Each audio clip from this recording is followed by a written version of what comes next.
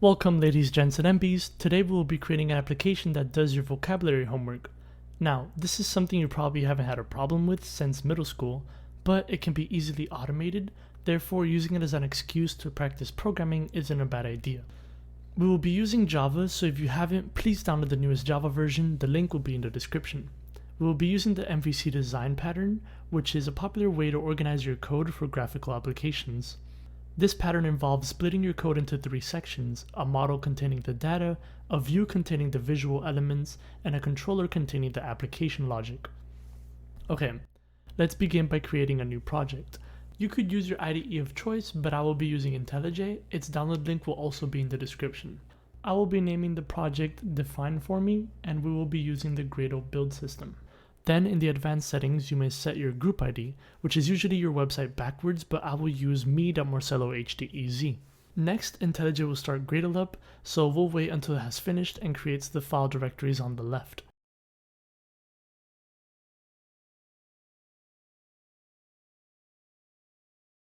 Once that is done, we will create our applications package, which is usually your group ID dot the title of your application.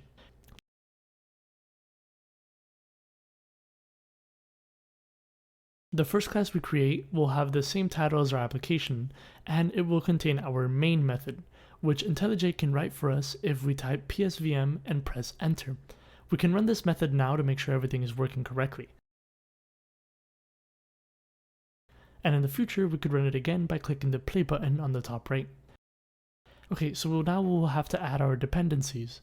An easy way of adding a dependency is to look it up in the mvn repository.com website. We will be using the library Jackson to parse the data returned by the dictionary API we will use. Firstly, we will add Jackson core. Upon choosing the newest version, the Maven repository website writes the declaration for you. Just make sure you have Gradle short selected. So you can just click to copy it. Then paste it in the dependencies area. If we reload Gradle now, you will see the new libraries appear in the external libraries section on the left. We will also need Jackson databind, which shares the same code except core in the end should be databind. Reload Gradle one more time after this. We can now begin programming. Let's create our model class.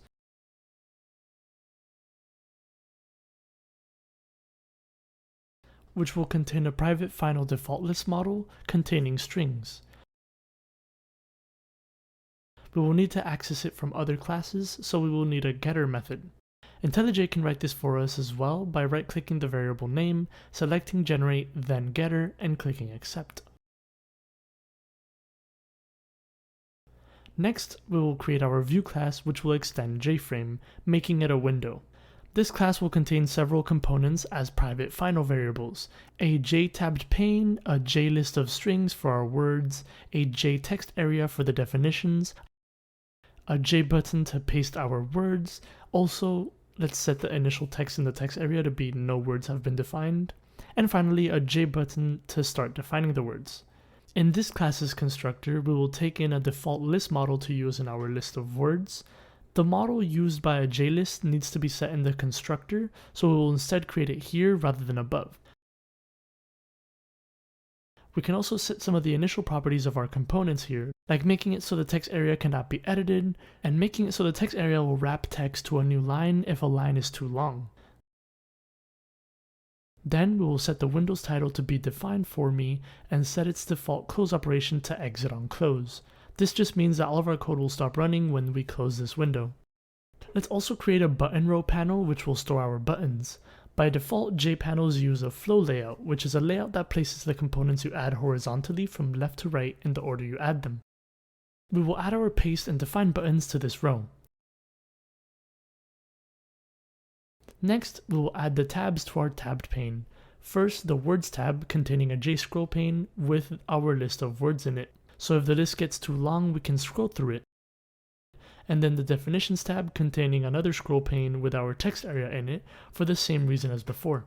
Then we'll add these components to our window. By default, a JFrame uses a border layout which lays out its components by you putting them in one of its 5 positions: north, east, south, west, or center. We will have our tabbed pane in the center and the button row on the south. Finally, we'll create getters for these components so they can be accessed by the controller class, which we will create now.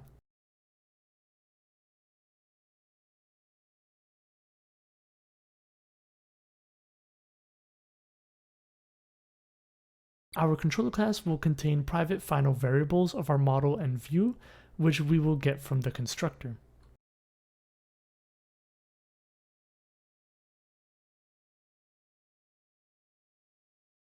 The next method we create is the public void initialize method, which will be called externally to show the application. Here we will make the view pack, which makes our view lay out our components with their minimum sizes. Then we will set the view's location relative to null, which centers it on our screen. And finally, we will make the view visible.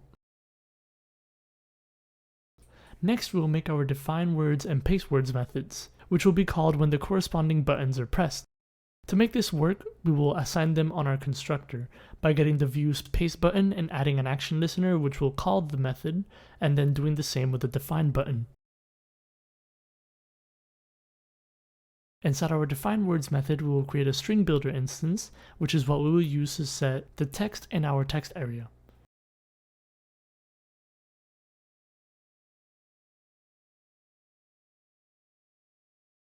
Now we will iterate through the words in our model's list model, starting at index 0.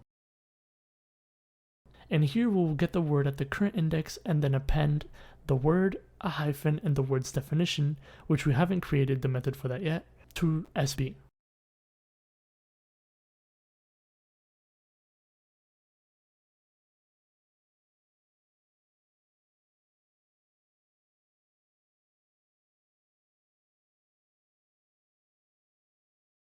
We'll also check if there are more words to add, and if so, we'll start a new line.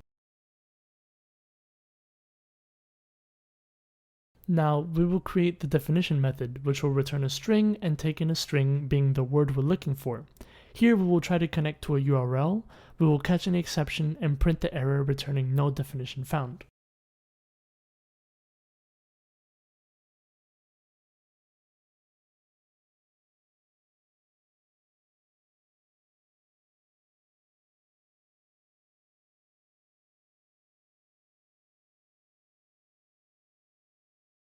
Before we make the URL, let's save the link to our API in a static string so we could call on it later, and we will name it API URL.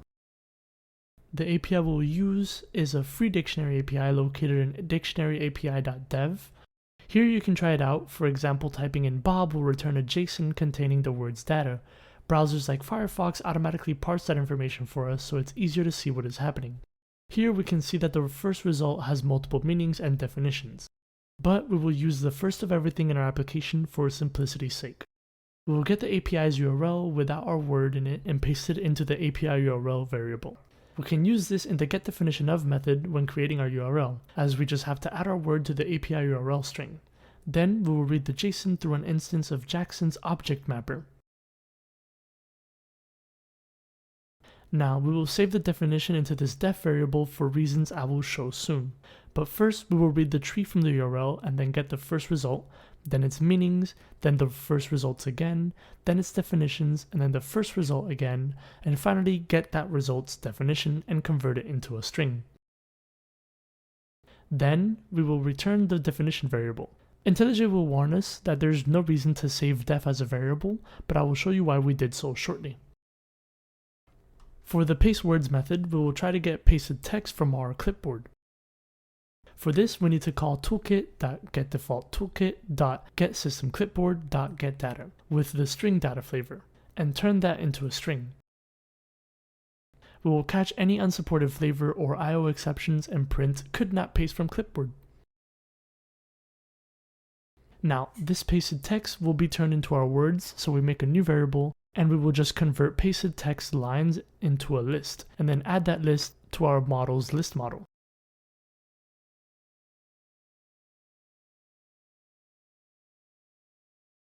Then we will fill in our main method. To start our application, we will first create our model instance and then our view instance, taking in the model's list model, and then our controller class, taking both the model and view, and then initializing it. Now, upon running the application and trying it out, you will notice that definitions have quotation marks surrounding them. So to fix this, we will go back into our controller class and get the substring of that def variable from the second character to the second to last character. With this, our application is done, although a bit ugly. To fix this, we can make it look like apps look in our operating system. We'll make a new private static void setLookAndFeel method in our application class, and in here we will try to run uimanager.setLookAndFeel uimanager.getSystemLookAndFeel class name. A bit of a mouthful. We will catch any exception thrown and print could not set look and feel and quit. We will call this before our application code begins. One last touch we can do is, instead of having to click on the definitions tab once the words are done loading, we can make it so the app switches to it automatically upon finishing. So we can go into our define words method and set the views tabbed pane to the second tab. Remember, indexes start at 0. As you can see, our app is finished. Some additions you could make are adding a delete button, which will delete the element you have selected in the word list, or a progress bar. If you would like to see me add any of this in a second video, please leave a comment letting me know. All of the code that you saw in this video will be down in the description. That is it for today, folks, so thank you so much for watching this video, and I hope to see you next time.